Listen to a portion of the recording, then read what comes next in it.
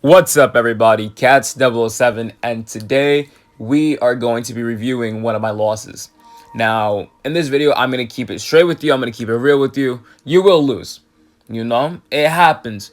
Don't be upset over losses. Take it as a learning experience. As a hunter coach, I've worked with many great hunters, for example, like Pitt, Saber, Shing, Kazi, Bear, and the list goes on. And when we review matches, I'm like, listen, I don't care about your wins. Save your losses. I want to review your losses to see where we can amplify where you messed up. So we're going to go over my match. And I'm going to break down one of my matches like I was supposed to break down one of the people I work with, right?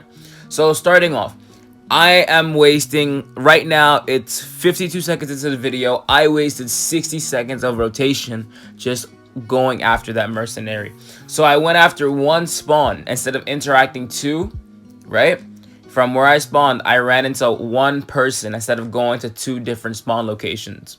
So I had to wait all the way till my quenching is up. I don't have teleport to work with. Fortunately, I do have Quenching Thirst on this build. I am playing Gamekeeper, so keep in mind what you are playing. It is very important, depending on the hunter, different playstyle. So right now, I'm going to go over the basics and a little bit of Gamekeeper knowledge. So I intersect the spawn, cut off the barmaid. Good harassment from the batter that allowed the barmaid to continue drinking. When somebody's hit, batter effect kicks in. You see where the survivor is. He wait around the corner, hit me with the ball, barmaid's back to full health. I cannot switch targets. That Ento is at corner house. That's where somebody spawns. The Merc was towards graveyard, and the batter's in the middle, and the barmaid's here. The best option for me to chase is that barmaid. I cannot let go of the barmaid. I can't. The batter seems like a good option, but as for right now, my target is solely on that barmaid. So, as you can see, in the beginning, I wasted a lot of time on rotation. Basically, I walked around the map.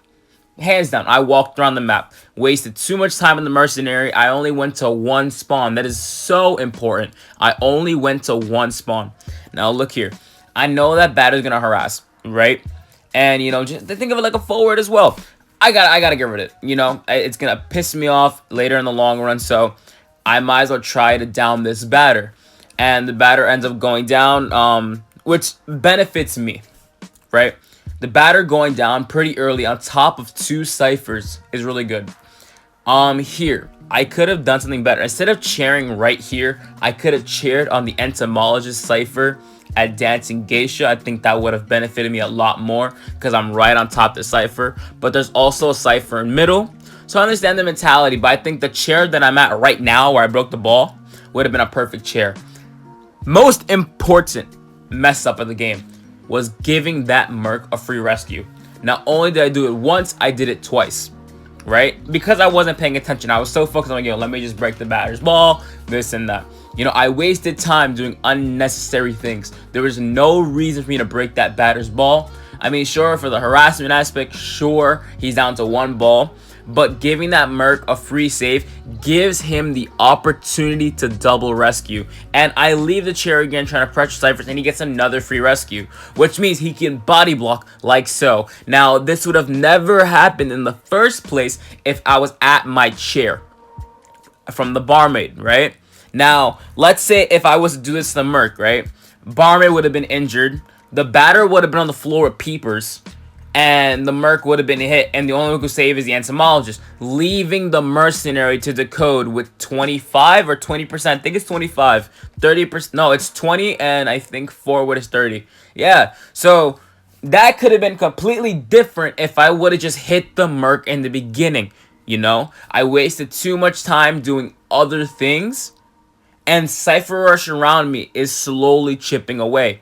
Theoretically, they have 6 ciphers.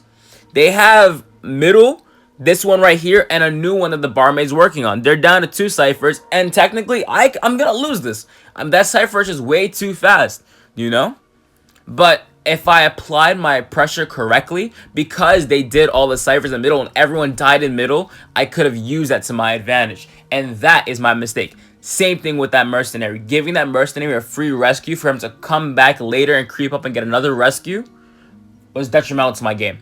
So even if I get the terror shock here, it's the things that happened early and mid game. So let's break it down. From early game, walking around, wasting too much time. I wasted what, almost 70 seconds worth of transitioning, when that could have been 70 seconds of me going after somebody. You know, even though I can down the barmaid in 2 seconds, it don't matter. I wasted too much time just walking, you know. Also, what I could have done here was teleport to the barmaid. I had announcement, but no, I got greedy. I wanted to share the person and then move on, you know, just secure it. You know, I was nervous. I didn't want to let go of the loss. Nevertheless, though, I want to keep talking, so I'm probably gonna extend the clip at the end of the video. Probably put in a little gameplay, but I really want to break things down. This was for the gameplay. What I'm gonna do is I'm probably just gonna add another clip before I can continue talking. So catch you guys in that next clip. Welcome back, y'all. I'm not gonna do my intro again because this is gonna be one long video. So breaking down, the first initial thing you do before you even hop in the match, analyze the team comp. There's a mechanic, a prisoner, a priestess, and a mercenary. This team comp already is against me. Dream Witches, Sculptors, Pawnlings, and China suffer against mechanic and prisoner combos because that Cypher Rush is out of this world. So for a fact, I don't want to overextend. I'm going for a draw. It is going to be a very hard scenario, and especially on Chinatown. Chinatown's a very big and crafty map, and I don't even know the spawns. You know, so I'm at a huge disadvantage. So my mindset right now is probably a draw. You know, what can I do to secure my draw? Unfortunately, I ended up missing my hook here. That was just pure impatience. Tried hooking the mercenary, I couldn't. I got one hit on him, which is all right, not too bad. Now, I'm going after this merc. I want to solidify it down. If I can solidify it down and then stuff rescues from there on out, I'd be pretty fine.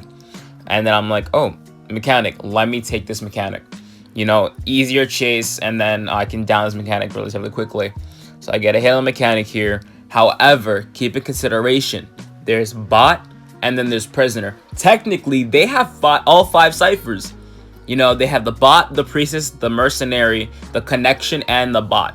Prisoner can start 2 ciphers, so he's considered 2. That's 5 ciphers already. So I'm getting rushed out of my damn mind, you know? So I gotta try to solidify my down as quickly as possible, and hopefully their Cypher Rush isn't as fast. And usually, since I am running trump card, you know, when you're running a pure up build, you're usually running teleport, and if you're running peepers, only blink and pure up, down, you're kind of screwed.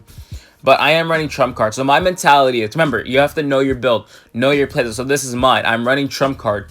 So usually for my draws in this type of scenario, is going to be I need to get somebody on chair twice. And then end game when they pop it, because I know the Cypher Rush is going to pop. My draw condition, not win condition, I'm not winning this game. I'm not. Unless they do something rather strange, you know. I gave another free rescue. That's bad. Big bad. You know, but my draw condition is gonna come from end game. Mid game, I need to just secure my downs, tunnel. But they're probably gonna pop that cipher when the mechanic gets rescued off the chair for the last time.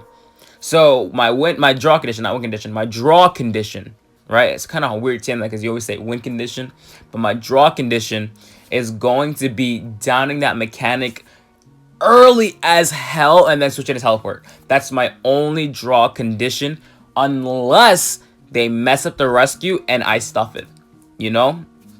So I'm being patient. I'm waiting around. Priest, I know that Cypher to my right is wobbling. Mercenary's doing a Cypher as well. Being patient on my hook. If I can get this Terror Shock, game changer, you know.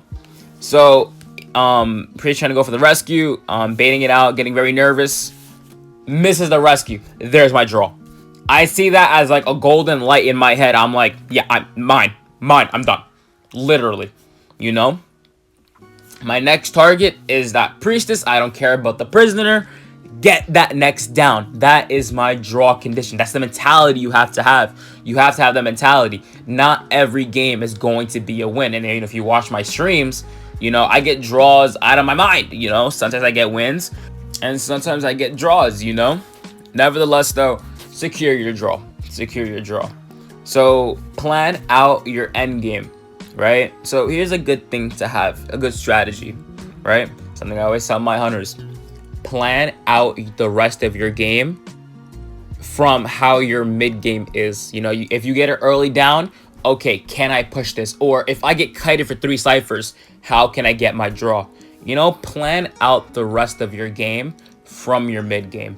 How is your end game gonna look like from your mid game? A lot of my explaining comes from that mid game. How did I do early game into my mid game, and how can it affect my end game? That is the best advice that a coach or anyone who's going to teach you hunter, you know, how to become a better hunter, you know? So always capitalize on that mid game, you know, and figure things out from there. Plan your strategy out, plan your game out. Other than that, I can make this into a series. It's pretty fun. I'm Catch007, and I catch y'all later. Peace.